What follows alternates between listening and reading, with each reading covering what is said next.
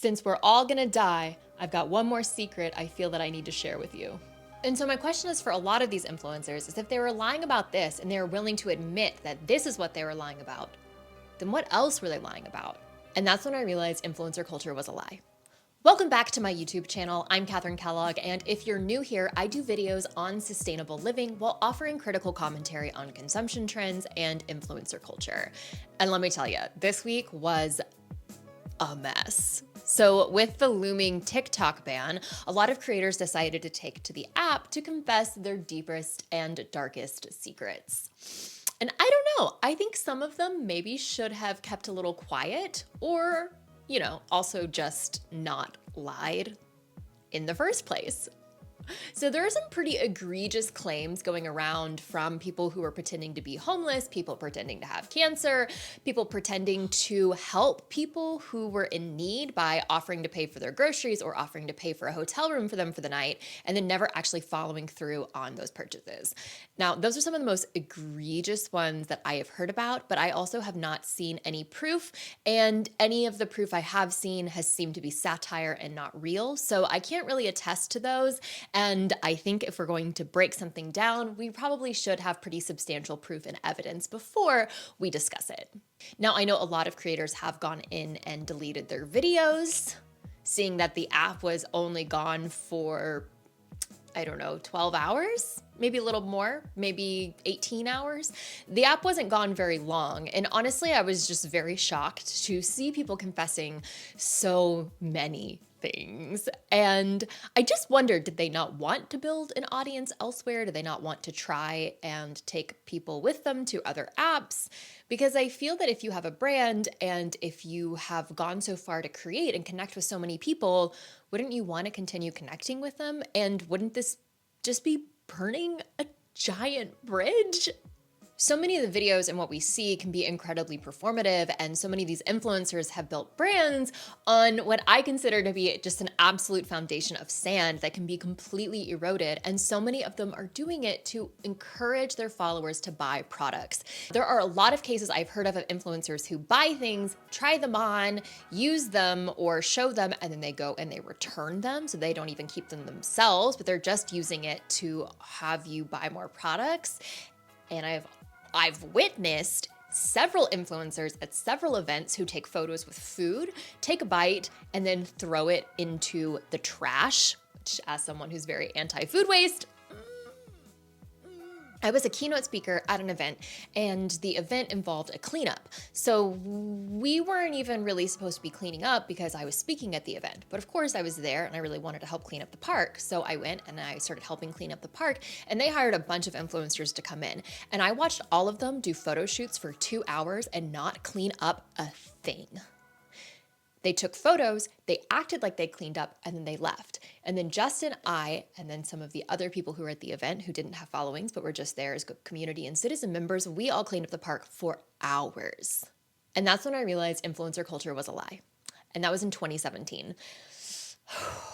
And the problem with that is that so many people who want to be influencers start emulating these people. And we have seen countless articles of people who are influencers or trying to be influencers and how much debt they can get themselves in. So I pulled up a few articles, and there's one from Cosmopolitan, and I'm going to read one of the quotes.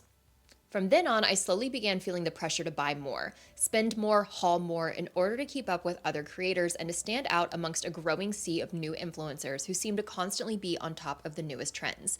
Some would be sharing clothing hauls daily in an attempt to go viral and grow their audiences. People are spending a lot of money with this keeping up with the Joneses mentality because they are trying to secure sponsorships, they are trying to get more views, they are trying to go more viral, and they're in this spending loop. And so many creators have decided, oh, well, I don't actually have to buy anything, I can just send it all back. But I can get my audience to buy it. And that just feels so cringy. I don't like it. Here's another article and example. Her shopping addiction, fueled by the desire to take the perfect Instagram photo, sent her into $14,540 of debt over 8 credit cards in a period of 6 years. And recently, another article came out about an influencer that a lot of people followed that had this seemingly picture-perfect life, and it just wasn't all true. They were just in massive amounts of debt. The story ended quite terribly. I will link to the article if you want to read it. Very much a tragedy. But I think this is just a good reminder that you need to be a little bit more critical of what you see online, because a lot of times things are just not what they seem. And people pretending to do things can have really negative effects on other people's mental health, especially in the social media space where we're constantly comparing and contrasting.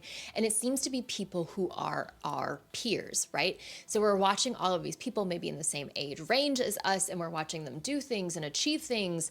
And maybe it just isn't all true. And we know that social media has really negative effects on mental health. So this is just a reminder that as you scroll, to be more mindful and to remember that a lot of this is for show. I also think it's important to really be examining who you're following and really figure out how they're making you feel. Do they make you feel less than? Do they make you feel like you need to constantly keep buying and shopping? Do they make you feel like you're falling behind? Then maybe you shouldn't be following those creators. This is why it is so important to be looking at the content you consume with a critical eye and a critical ear, and to be listening and really thinking about what people are saying before making a purchase. Now, look, I'm an influencer. I'm not trying to deny I'm not an influencer, but I have a very, very long code of ethics that I personally follow. And I'd be more than happy to create a separate video on all of the brands I vet and how I vet them to make sure that they align with my goals. Because let me tell you, I have had Shein and Temu in my inbox for the last 2 years offering me thousands of dollars a month to promote their products. But I would not touch them with a 10-foot pole because they do not align with anything that I stand for. So if this is something that you are looking for, please subscribe if you're interested in sustainable living and critical commentary on consumer culture. Because when you are looking for people to follow, you really should ask yourself, what are the ethics they operate by? Do they volunteer? Do they give back? Are they picky? Are they choosy? Are they using a mascara brand and saying, this is my favorite, and then 2 weeks later saying, no, this is my favorite, and then 2 weeks more later saying, this is my favorite? So buckle up, because we're about to get into these confessions. Since we're all gonna die, I've got one more secret I need to share with you. You wouldn't want my skincare routine if it weren't for the Light Filter Foundation. You wouldn't want my skincare routine without this filter. And look, she does have the filter tagged on almost every single video, so you can see that the filter is there. But I have had a lot of videos come across my feed that show you how to remove the tags of those filters. And people do use them for things like sponsored posts. I have seen brands use them. I have seen them apply their product and then it just applies a blurring effect. I really strongly dislike deceptive marketing. And look, the fact is, some people really truly do just have incredible skin naturally. They could put anything on their face and their face still wouldn't break out. And let me tell you, I am so jealous. I am so jealous, because if you just look at my skin the wrong way, acne, just acne. And it's been like that my whole life. So, I mean, yeah, I am jealous. I wish I had the genetic lottery of perfect skin. But, the fact is that people still message me all the time on Instagram and ask me, oh, what is your skincare routine? And my answer is, it is file compression and really good lighting. For short form video, whether that's stories or Instagram or TikTok, your videos are compressed, and so it's more difficult to see really close-up details unless you have your camera really, really close.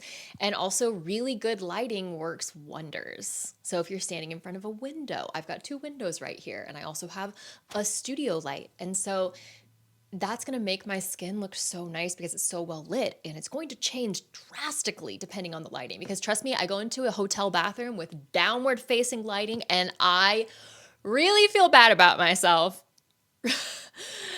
I feel like I look really good sometimes with really nice lighting, and then I go in and I'm like, wow, I can see every pore, I can see every bump, I can see every single under the skin, cystic acne that's about to pop to the surface, or I can see all of my texture, I can see everything, and it does not make me feel good about myself. So if you have overhead lighting that's shining down on you in your bathroom, and that's one of the only times you see your face, and then you're watching all these people who have really, really good lighting all the way around them, of course you're gonna be like, what's your skincare routine? It's lights. It's lighting. It's good lighting. That's all it is. That's all it is. So when you see people with really, really nice skin, you just have to tell yourself, they do have pores in real life. They have pores. They have pores. And this is good lighting. Maybe they're putting a filter on and saving it so you don't even know. Maybe they're using a blurring technique in one of these, Facetune apps. So it's just really important to make sure that you know most people don't look like they have flawless skin in real life, because we're constantly in different lighting all the time. And this is basically a set, right? This is a set. This is a setup. I am setting up good lighting, which makes my skin look nicer and makes it look better. Since we're all gonna die, I've got one more secret I feel that I need to share with you. I did wipe some of those 10 pumps off. So if you don't know who this is, this girl completely blew up for using 10 pumps of foundation. And it is an absolute ungodly amount of product that she uses. And this went super viral, and a lot of people were recreating this look, and a lot of people were trying this style of makeup.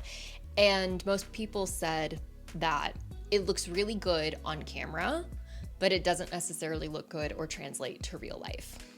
Get ready with me while I tell you facts about my foundation technique. I use 10 pumps of foundation, and that's what personally works best for me. I do not remove all the foundation and redo my makeup. I blend 2 shades of foundations together to get optimal results. This little stick I apply it with, it's always just the back of a makeup brush. I use my hands to blend it in to reduce the amount of waste of foundation. The only thing that's absorbing this foundation is my skin. This technique works best on people who have no facial hair and no fine lines. A headband is crucial, or your hair. I do not wipe any of it off. Well, apparently she did. And also, this skincare or this makeup routine looks best if you have no facial hair, no fine lines, no texture, no pores, no acne, and if your face is completely smooth. Well, I think that takes out the majority of people. Most people don't have perfectly smooth skin. So basically, this routine will only look good if you already have flawless skin. And 10 pumps of a product is a lot. And it's very clear, she talks about this brand a lot, that she's definitely selling this product to her audience. And so she's encouraging you to consume more than you need, which is wasteful. I think we can all agree that's really wasteful. So I'm not really sure where the responsibility lies. Do we need to be interacting with these apps in a way that we're searching for authenticity, or do we need to be able to realize that a lot of this is just done for entertainment and shock value to appease algorithms who were always looking for something that is bigger and better? Because oftentimes on these platforms, you have to have a gimmick. You have to have something to grow. You have to have something that's sticky, something that's tangible, something that sticks in people's brains. And using 10 pumps of foundation is pretty sticky, if we're going to be honest. And this really reminds me of You've Got to Get a Gimmick. Justin, can you insert a clip from You've Got to Get a Gimmick from Gypsy? But you gotta get a gimmick if you wanna get a hand. Here's another one that honestly feels just a little bit validating. So, since we're all gonna die, here's one more secret that I feel I need to share with you. That's all for display. I barely ever use any of that makeup, and more than half of it is expired. Yeah, because it is impossible to use that much product without it expiring. So she says she only uses what's in her vanity. And now there's an extremely satisfying video of her organizing her vanity, but there's no way she can even get through a fraction of this before it all expires. This is very satisfying. I won't deny it.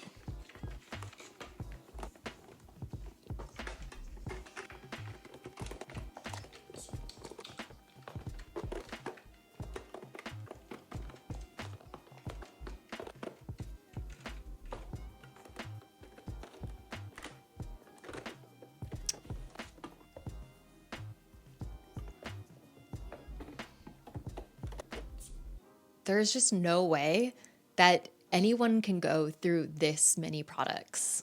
In almost every single video of her, she is opening a new product, she is trialing something in it, probably using it once, and then putting it back on that shelf.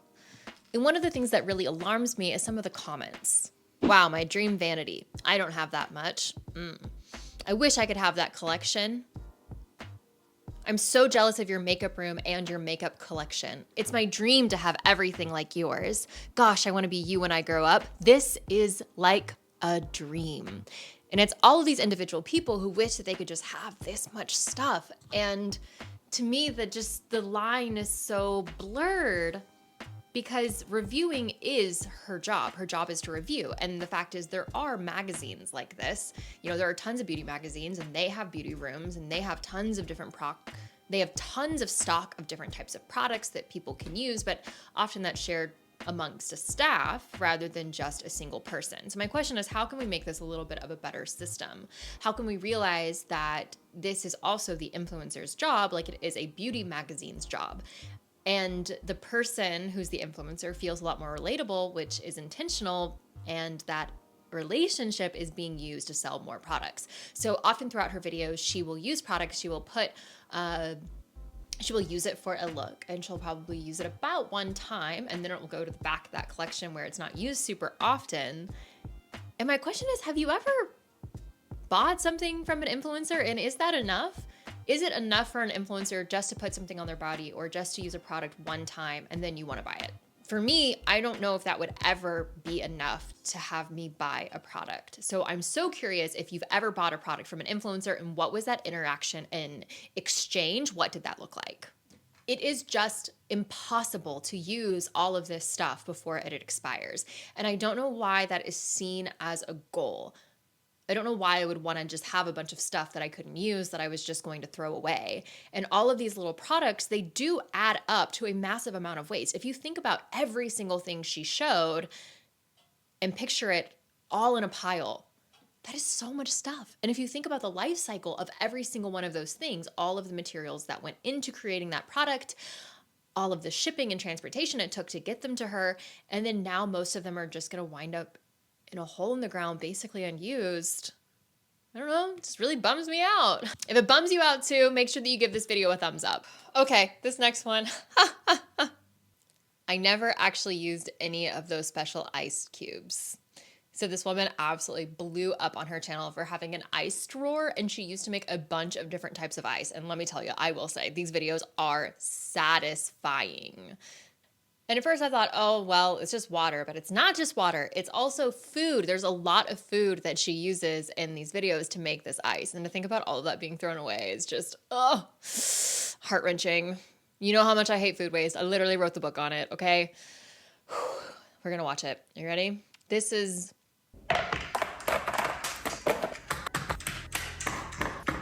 All right, you guys, I think you know what time it is. So if you've been following me for a while, you know I used to always do ice restocks. I literally haven't done this in so long, but my bridesmaid... Yeah, probably because she didn't use them. That's why she hasn't done it in so long.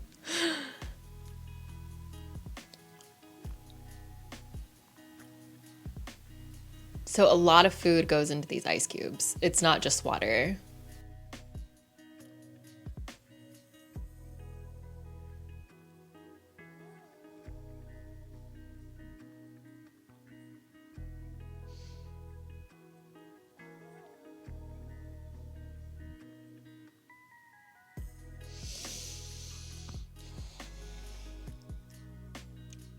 This just feels like so much work to not even use it, to just throw it away. Because I doubt she composts. Maybe she does.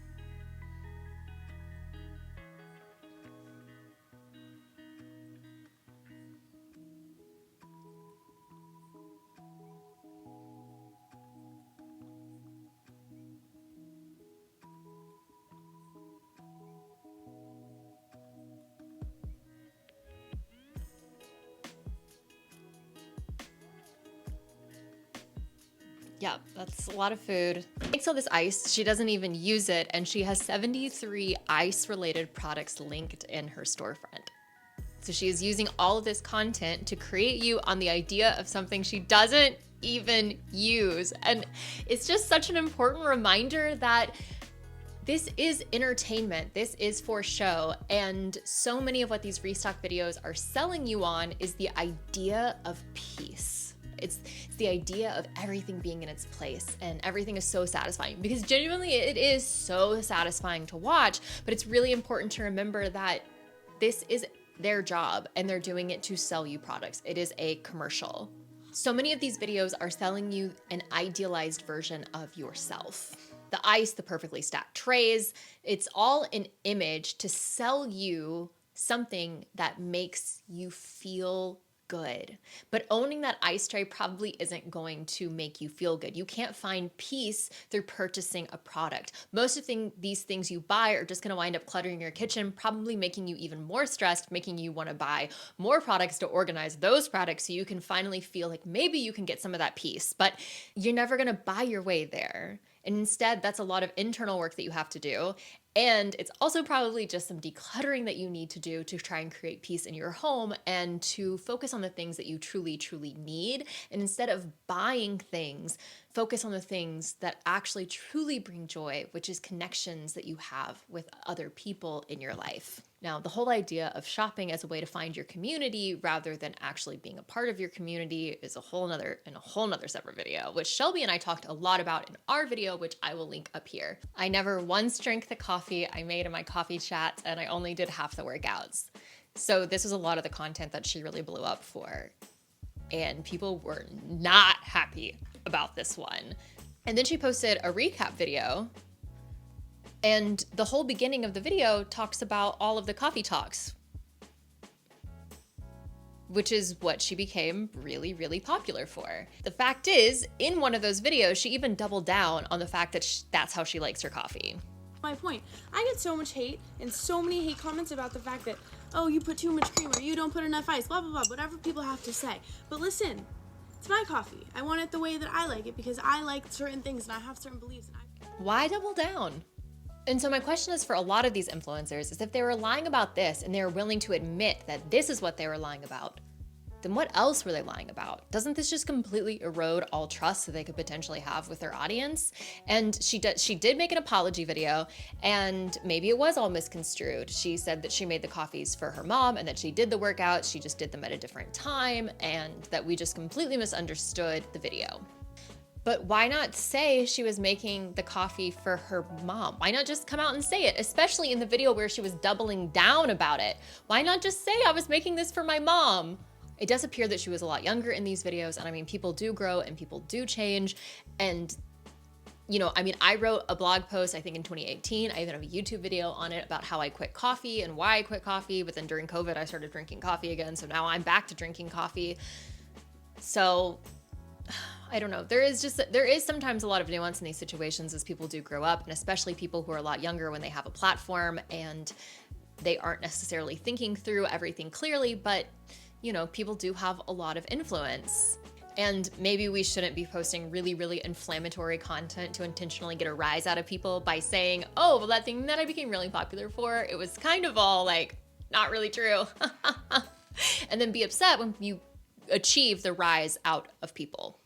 Which leads me to Sky Sutton, who did wind up taking her video down. I don't even think you really know what a bad day is. But she just said, and she left up about a 7-minute apology video because she had a BBL and she does a lot of glute workouts and she sells glute workouts as well.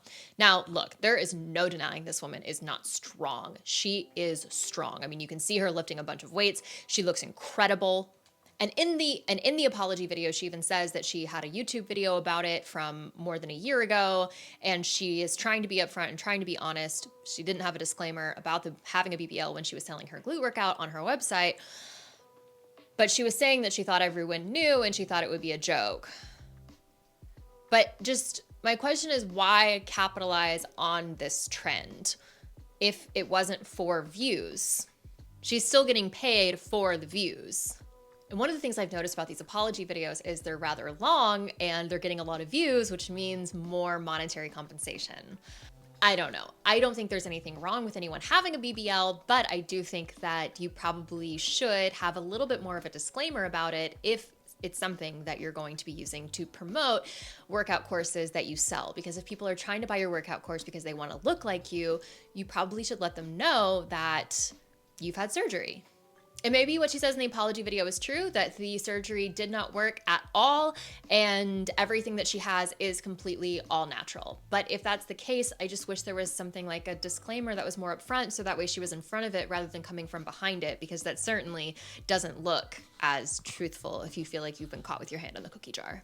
So reading through a lot of comments and seeing a lot of reaction videos online, a lot of people are feeling really betrayed by their favorite influencers. And I really feel like I understand where both sides are coming from in this. Because if I had been following someone and buying their products based on their recommendations and I found out that what they were telling me wasn't exactly as true as I thought it was, I'd probably feel pretty betrayed. And I also think that some of these videos maybe were a little bit more inflammatory than they were meant to be, and people were kind of capitalizing on the trend, and there were a lot of emotions going around because the platform was about to be shut down, and this was kind of a knee-jerk reaction and a last thing, and maybe these influencers were really blowing it out of proportion, and, you know, they're worried about losing their jobs, and so maybe their apology videos are more accurate, and they're saying, oh, I was just doing that for the last hoorah. I don't know. I mean, I just feel a little bit bad about the situation on the whole. I just really think this asks the question about social media and about how we're blurring the lines between fiction and reality, and what the responsibility is to make sure that we're being honest and we're being more truthful, and then how us as consumers can start viewing this content with a little bit more of a critical eye. I will say one of the things that it really opened my eyes about was definitely how quickly one of your platforms can just disappear. So I am starting a Substack as a way of owning a bit more of my own place on the internet. I genuinely thought having my website and my blog meant that I owned a space that was always mine, where I've written so much. I've written over 600 blog posts on my website, and then Google just absolutely annihilated that with the helpful content update last year. So my blog traffic decreased by about 90%. TikTok went away pretty much overnight. And these are two platforms that I was pretty prevalent on. And so I think Substack hopefully will have a little bit more of an ownership feel. So if you'd like to join me over on Substack, please check out that link down below. So I think we really truly need more transparency in this industry. And I think we need to be more vigilant as influencers of chasing the virality and using inflammatory things. And I think as consumers, we also need to be aware that a lot of influencers are chasing virality through using maybe not necessarily so honest tactics, and remembering that what we're seeing is for entertainment and it's not something that we should judge amongst our peers, because we don't really know what's going on fully behind the scenes. So I would love to know, what's your verdict? Do you think these creators should have been more upfront from the beginning? Do you think viral moments, even if they're a little fabricated, are fine because we're viewing it through the entertainment lens? I would really love to hear your thoughts in the comment section down below. And if you made it all the way to the end of this video, please give it a thumbs up, and I will see you in the next one. Clip of the day.